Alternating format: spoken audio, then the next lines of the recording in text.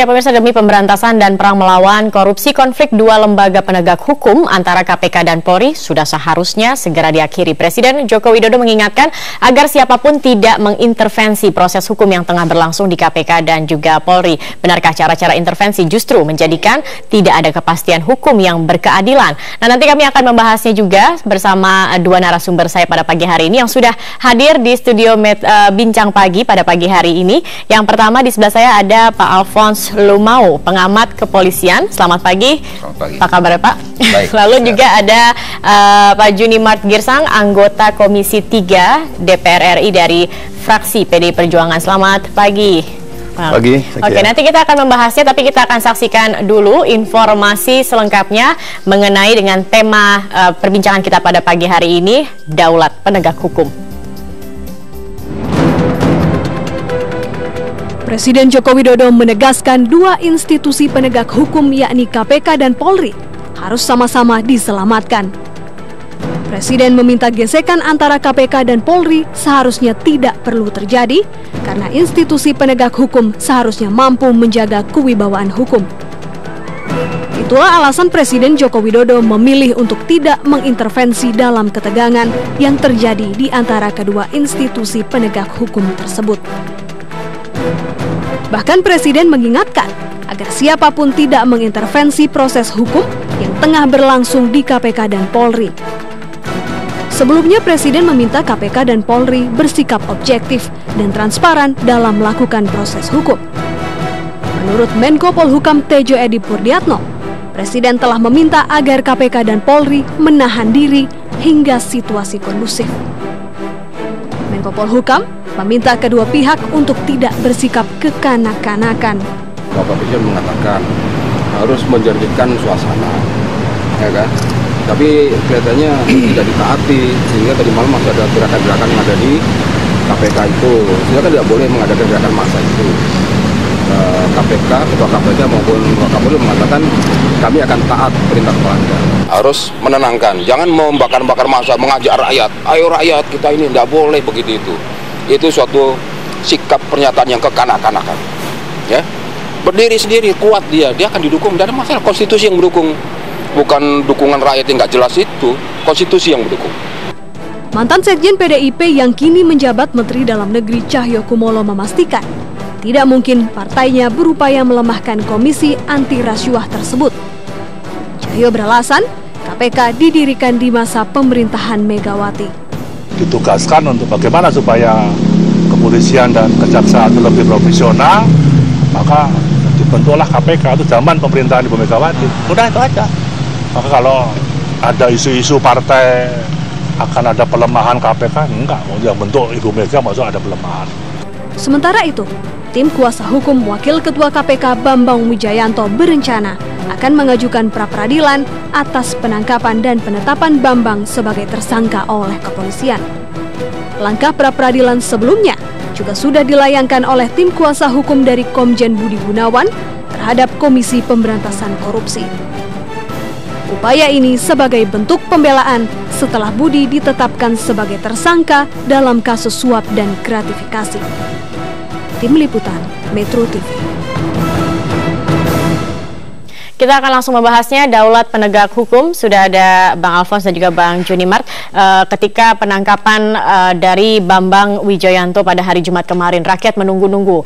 Apa kira-kira reaksi dari Presiden kita, Pak Joko Widodo? Tapi ternyata sudah mengeluarkan statementnya kemarin, pernyataannya, dan salah satunya adalah tidak mengintervensi. Nah, bagaimana tanggapannya, Bang Alphonse? Apakah memang ini yang tepat? Sebagai presiden dalam proses penegakan hukum itu kan sudah seharusnya presiden membuat pernyataan tidak intervensi. Tidak bisa kita bayangkan bagaimana seorang kepala negara mengintervensi proses penegakan hukum. Itu jadi masalah nantinya. Tapi ini pernah terjadi ketika kasus versi cicak versi buaya kemarin, ketika zaman Presiden SBY, di mana SBY juga menengahi konflik antara dua lembaga ini. Dalam hal memimpin sebuah negara itu ada ketentuan-ketentuan, science and art-nya. Jadi setiap koki dengan cara memasak berbeda-beda, dan itu sangat dilihat dalam situasional. Nah, apabila saat ini Presiden Jokowi menentukan dia tidak mengintervensi dan biarkan masing-masing berjalan pada rel hukumnya, maka itulah negara hukum, praktik negara hukum seperti itu harusnya. Artinya secara aturan sebenarnya memang presiden dalam hal ini tidak diperbolehkan mengintervensi. Apa yang presiden katakan itu dalam koridor hukum sesuai dengan apa yang harusnya berjalan. Oke, artinya sudah sesuai apa yang menjadi kebijakan dari Jokowi. Kalau misalkan kita lihat juga ketika Jokowi mengatakan bahwa presiden tidak akan mengintervensi, tetapi juga ia mengingatkan agar semua orang tidak boleh mengintervensi. Tetapi kita lihat banyak sekali dorongan yang diberikan kepada Jokowi agar Jokowi ini intervensi dalam polemik antara KPK dan Polri. Bagaimana Anda melihat ini? Hari-hari ini mungkin penonton di berbagai media TV menjadi rancu karena yang diomongkan ini persoalan antara KPK dan kepolisian. Sedangkan masalah yang ada yaitu masing-masing orang, yaitu oknum KPK maupun oknum yang di kepolisian. Ini persoalan hukum, bukan persoalan antar institusi. Jadi kalau banyak orang omong ini KPK dan kepolisian, tidak, karena setiap orang itu tunduk pada hukum, sehingga apabila ada masalah-masalah yang berkaitan atau diduga masalah hukum, perlu diselesaikan secara hukum. Baik, artinya memang kita lihat kemarin banyak sekali yang dukungan datang ke KPK dan mereka juga hingga saat ini mendorong Presiden Jokowi untuk mengambil sikap tegas. Apakah Jokowi sudah bisa dikatakan bahwa apa yang dikatakan kemarin sudah cukup tegas tindakan yang diambil Jokowi? Saya kira baik yang dikatakan oleh Presiden maupun oleh Menko Polhukam itu tegas, dan saya kira perlu rakyat ini diberi pencerahan. Karena kalau setiap lembaga negara seperti itu caranya, kita tidak bisa bayangkan bagaimana proses penegakan hukum ke depan.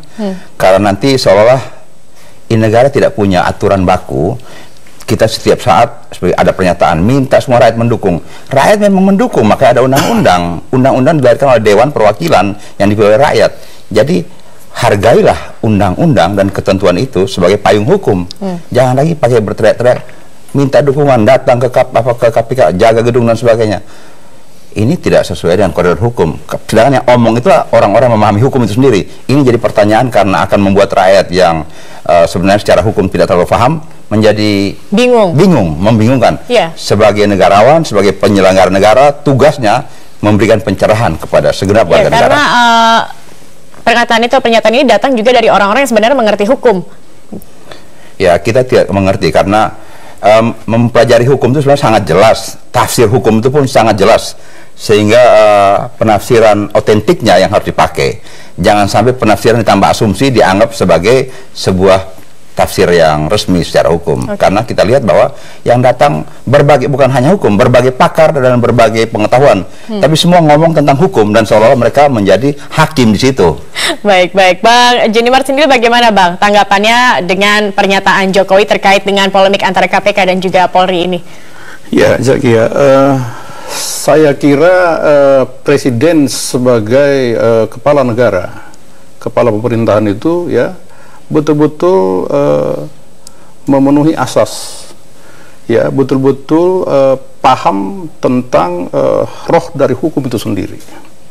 Ya, Presiden tidak mau mencampuri urusan hukum sepanjang ya hukum itu dijalankan sesuai dengan koridor dan tidak melanggar. Ini kita harus apresiasi, dan menurut saya ya sebagai anggota Komisi 3 ya elemen masyarakat juga harus memahami ya tentang hukum ini. Ya, kenapa saya katakan begitu? Ya, Presiden tidak bisa didesak untuk melakukan pelanggaran hukum, kan begitu ya. Jadi jangan karena dorongan masyarakat ya Presiden menjadi berubah. Tentu kita tidak mau juga itu. Nah, yang kedua tentu kalau misalnya Presiden diminta untuk melakukan membuat satu sikap hukum, padahal hukum itu sendiri mengatur tentang itu kan tidak boleh juga. Itu kan tidak boleh. Ya, dan Presiden itu sudah jelas-jelas mengatakan, ya jalankanlah proses hukum sesuai dengan prosedur. Jalankanlah hukum itu sesuai dengan undang-undang. Ini kan sudah jelas semua. Ya.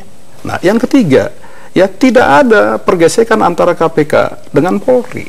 Ini kita harus sepakati dulu ini. Ya, yang ada itu adalah memproses oknum secara hukum, memproses Pak BW secara hukum, memproses Pak BG secara hukum. Kita tunggu saja ini. Kita tunggu saja ini ya sampai hukum itu bisa membuktikan di persidangan, kalau sampai ke persidangan, bersalah atau tidak bersalah. Tapi banyak yang menganggap bahwa kasus ini adalah kasus kriminalisasi. Bagaimana nih Bang Junimart? Begini, kalau disebut kasus kriminalisasi, ya kita harus pahami bahwa suatu perkara yang bukan perkara kriminal, ya dibuat menjadi kriminal. Ini namanya kriminalisasi. Ya, tanpa saya menyentuh substansi perkara, ya saya hanya mengatakan begini, ya untuk kasus Pak BG, ya katanya tentang rekening gendut. Itu jelas hukumnya.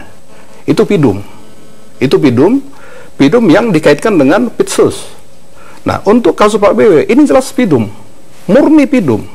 Ya, jadi tidak ada kasus kriminalisasi karena yang dipersangkakan kepada Pak BW itu adalah mengenai pasal 242. Ya, menyuruh. Kan begitu ya.